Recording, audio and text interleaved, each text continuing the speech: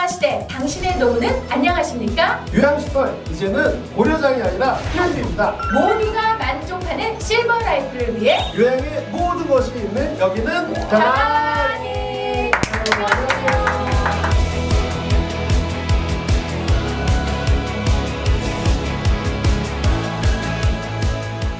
자, 오늘 주제는요.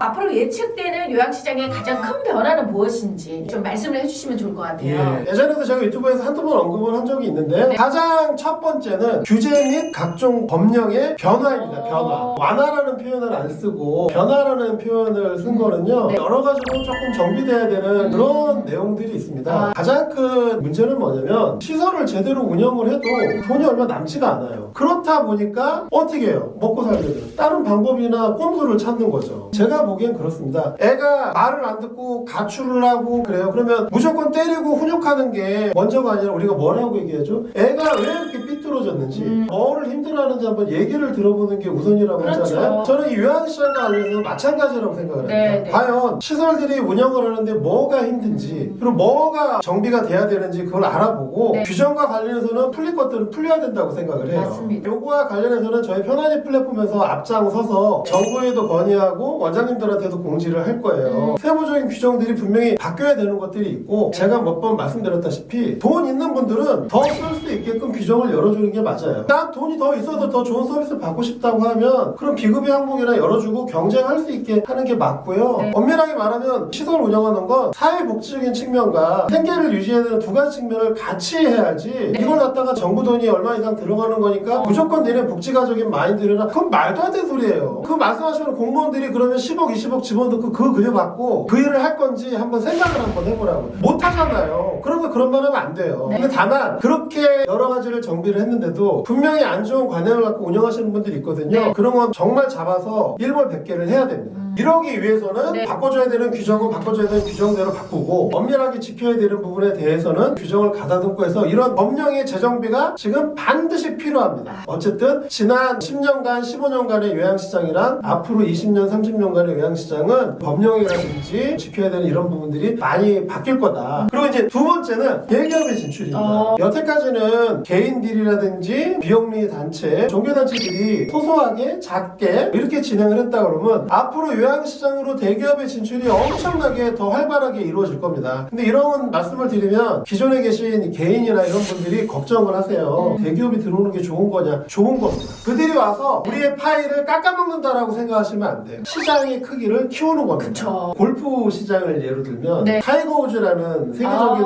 누구나 다 알잖아요. 타이거 우즈라는 골프 선수가 예전에 골프를 시작을 했을 때 많은 사람들이 그 라이벌들한테 물어봤어요. 저 사람이 너희가 먹을 우승 상금까지 다 먹는데 질투를 하지 않느냐라고 했더니 대부분의 라이벌들이 아니다. 쟤 때문에 오히려 시장이 훨씬 커졌고 우리는 2등 3등을 해도 옛날 1등 10번 할 때보다 상금도 더 많고 존중도 많이 받는다. 그래서 저 사람은 우리가 존중을 해야 된다. 이렇게 얘기를 했거든요. 지금 시장도 마찬가지입니다. 대기업들이 들어와서 개인들이 갖고 있는 파일을 일정 부분 뺏어가는 것도 있지만 시장의 크기를 키우고 이미지를 변화를 시키고 이 시장을 모두가 주목하게끔 할 거예요. 그러니까 그 부분은 전혀 걱정하실 필요 없습니다. 분명히 도움받는 부분도 있을 거고요. 그리고 저희 편안히 같은 경우에는 편안히 플랫폼에 들어오는 순간 대기업이 누리는 효과와 똑같은 효과를 누린다고 보시면 되기 때문에 전혀 그 부분을 겁내실 필요가 없습니다.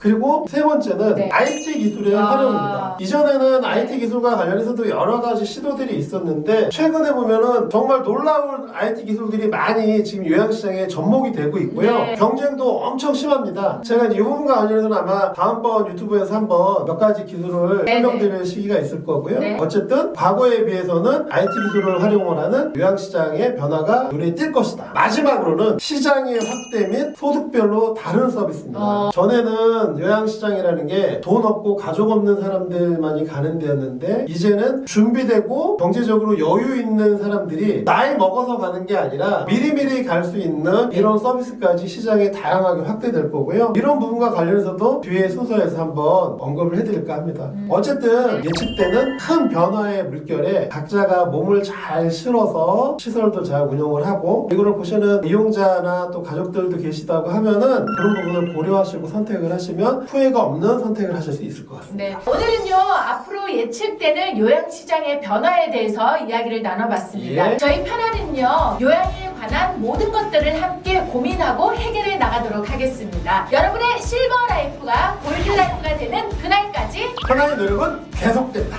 여러분, 이번 한 주간도 다 함께 편안히